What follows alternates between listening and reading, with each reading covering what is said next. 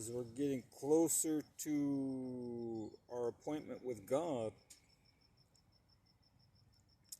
have you made peace with Him? Have you come clean with God before they put you in that casket or burn you down to ashes and put you in one of those urns?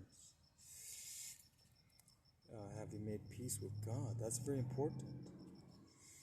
No matter where you're at, what you've accomplished, what you've achieved in your flesh, whether you've achieved prominent status as a citizen, being at the top, being a CEO of a large corporation, or just being a landscaper, or just a blue-collar worker. We all have an appointment with God. And are you ready? Are you ready to meet God? Because it's kind of scary if you think about it. If you're convinced that there's no judgment for how we lived our lives, you better be right. Because after you're on your deathbed and you're breathing your last breath, it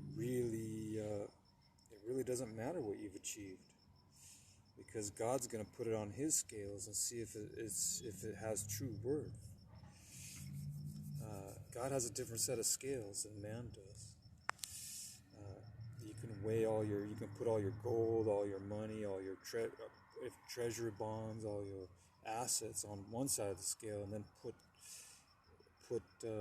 God and on the other side. What's going to weigh more, the things of God or your personal treasures? That's something to think about. It's a serious matter. It's not just life and death. That's the issue. If life continues on, and if there is a judgment, if there is an accountability, a reckoning with God, I'm hoping that I have more on the scales that say God than I do that says the world, and personal pursuits and personal pleasures. Because and in the very end, that's all that's really going to matter. You can have all the recognition and prominence, even at your funeral.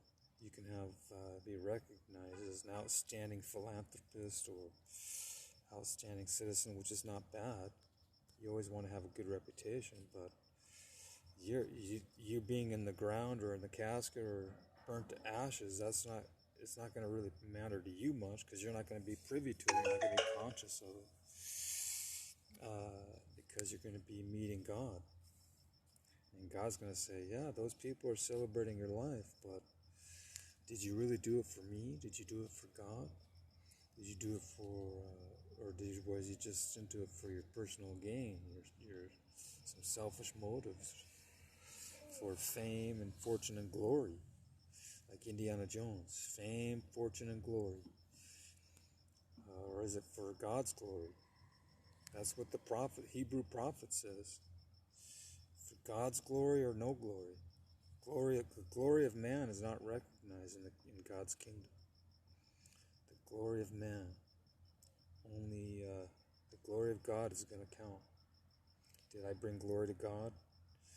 Did I honor God? Did I show God respect with how I lived my life? With the words that I said? With the thoughts that I thunk?